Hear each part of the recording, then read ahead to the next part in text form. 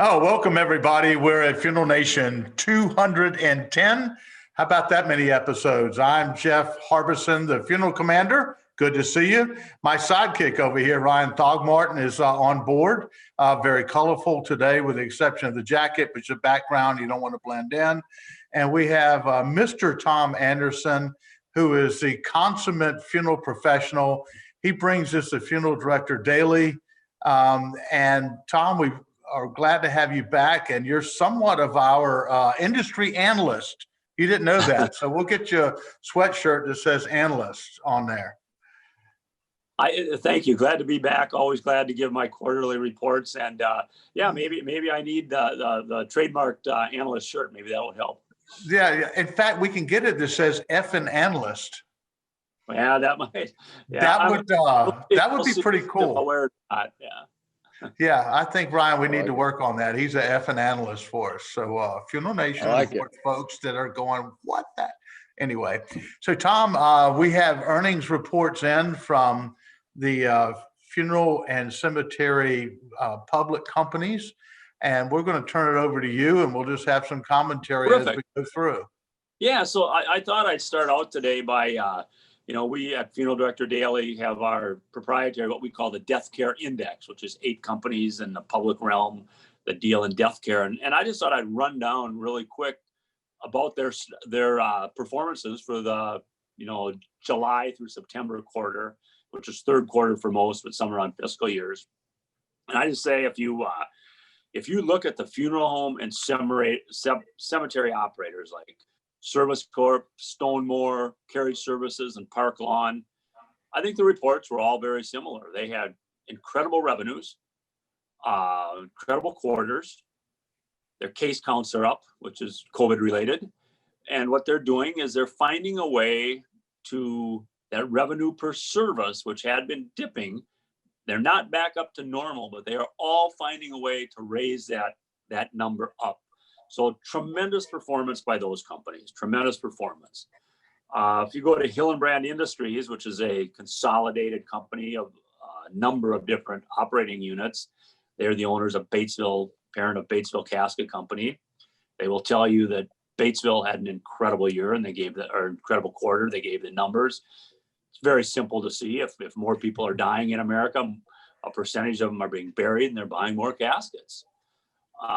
Matthews International, which has, again, a group of companies, 1/3 of their business they call the memorialization business, which is Aurora caskets, things for the cemeteries like gravestones, bronze markers, things, and also cremation equipment.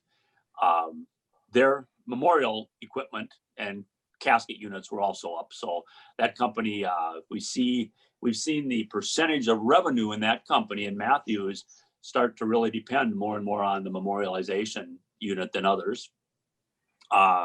Assurant, which is a worldwide company that is, again, a conglomerate. They have one unit they call their pre-need unit, their financial pre-need unit. We saw very static numbers in that. I think it's hard to get in front of the pre-need customer. And specifically to Assurant, they announced last quarter that they will be exiting the pre-need business, and they didn't necessarily say they're exiting, but they're looking for a buyer for their pre-need business as they move more into warranties and home insurance and things like that. Right. And finally, a company which you guys are all familiar with, but that not everybody knows a lot about, Security National Financial Corporation, parent company of C&J Financial. I would say that they are firing on all cylinders. It's incredible to look at their quarterly report. They do have funeral home and cemetery operations as a memorialization segment, which is a small part of their business. And I would tell you they're small, but they've been firing off great too. Mm-hmm. But they are also involved in what I would call mortuary finances. And the mortuary financial parts, assignment funding, pre-need insurance, has been incredible for them, as well as another portion of their business, because they're in the financial business. They're in the mortgage business, and that's been good. As a whole, those 8 companies in the death care index. However, so the death care index, I will just tell you, has the stock prices of those stocks. While all those companies are performing really, really well, it appears, their stock price has been somewhat stagnant compared to the NASDAQ or the S&P or the Dow for the first 11 months of 2020. It's been really flat, where the NASDAQ has went up 40%, the Dow about 6%, and the S&P I think 12%. I kind of look at that. My own estimation is I think the stock buying public, institutional investors, look at the numbers that are being done by these operating companies and say they won't have that number of deaths next year. And so with a stock price, we talk about a lot of times the stock price is reminiscent of what we think that stock is going to do in the next 6 to 12 months.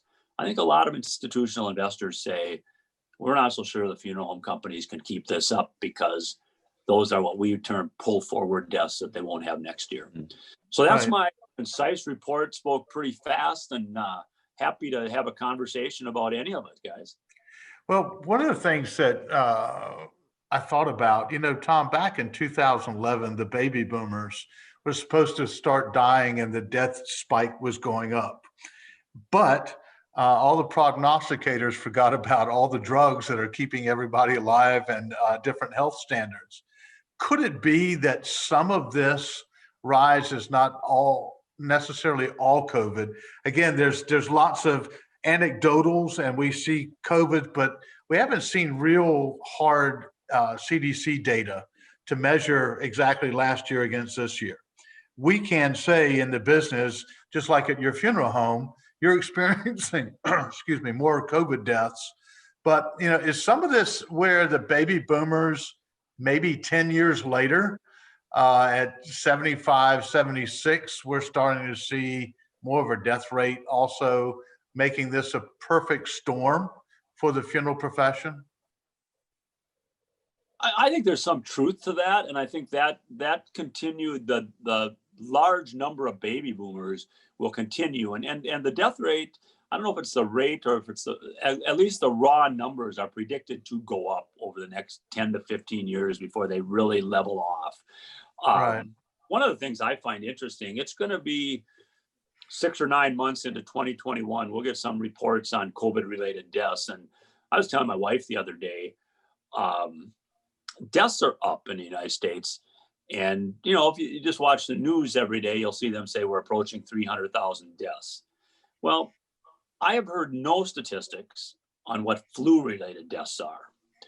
And so I'm somewhat of the opinion, somebody goes in and gets congestive heart failure, or their lungs quit working, whatever, they'll say they end up dying of pneumonia due to or caused as from COVID, where it used to be due to or caused from catching the flu.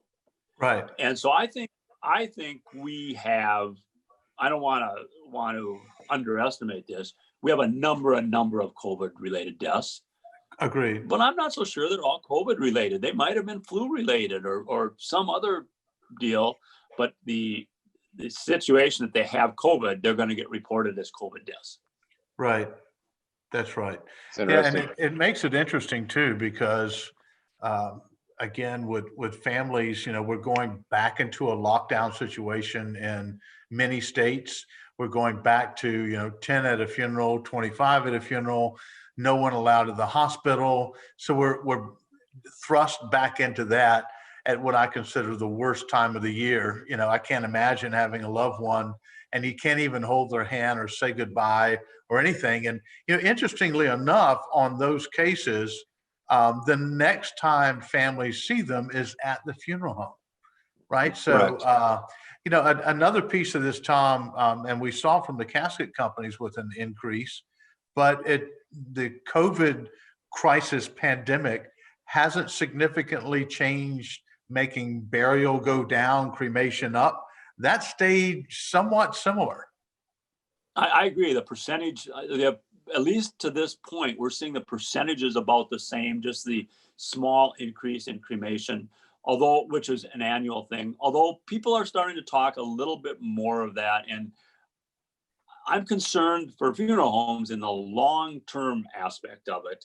I had one funeral director tell me he was extremely busy, and he says families will get on Zoom with us or call us, and they'll say, either bury dad or cremate dad. We'll have the service next summer.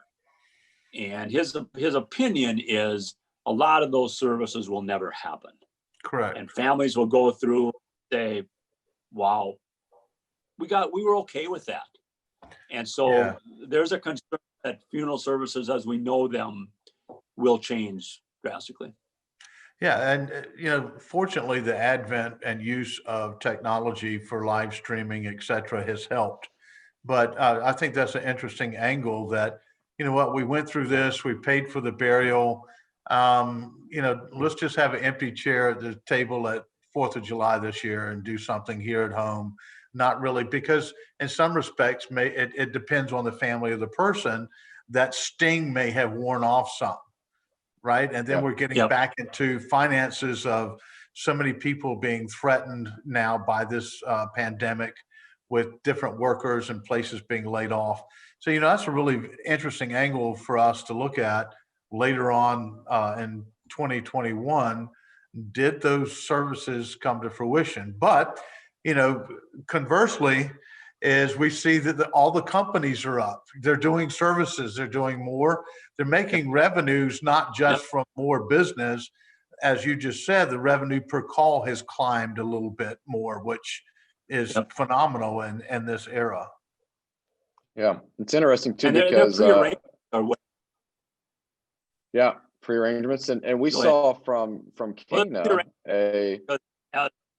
grandma dies, they buy the lot for grandpa too, so yeah, that's right. Well, we saw from Cana in a report that they just put out that annually cremation rate on average is increasing 1.5%, but since the beginning of the pandemic, they've seen a spike in cremation rates up to 2.74% in 15 states that they analyzed. So, I mean, does that play into the stock price when you're still looking at revenues, but playing into the stock price along with the kind of pull forward deaths?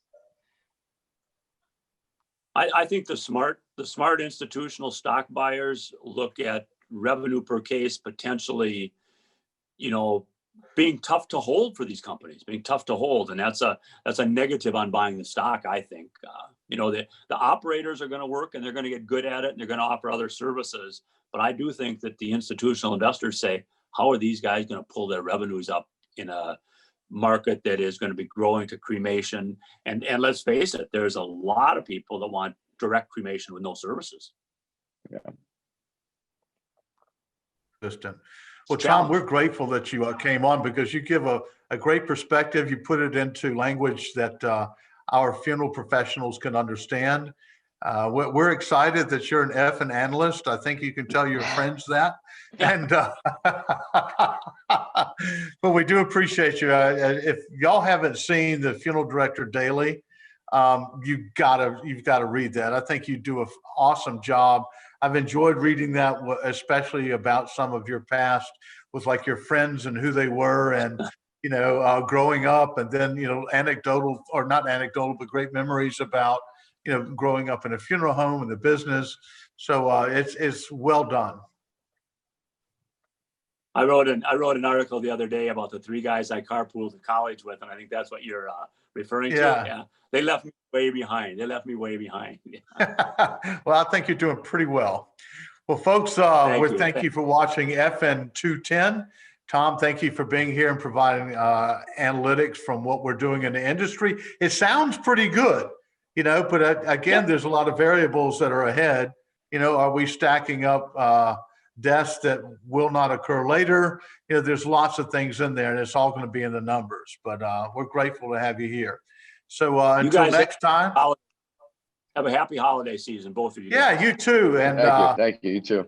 We'll see everybody next week on 211. So we're out here. Thank you, sir. Until next time. Have a great effing week. Bye. Yep. Bye-bye.